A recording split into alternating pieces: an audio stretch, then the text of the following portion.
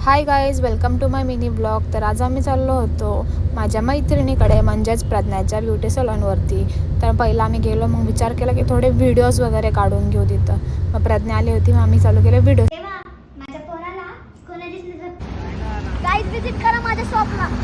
मग आम्ही निघालो बाहेर, विचार केला काहीतरी खाऊन येऊ. मग समोर आता मला दिसला मॅकडी. मग म्हटलं खूप पैसे तोडू आहेत थोडे. मग बघा माझा नवरा पोराला घेऊन चाललाय.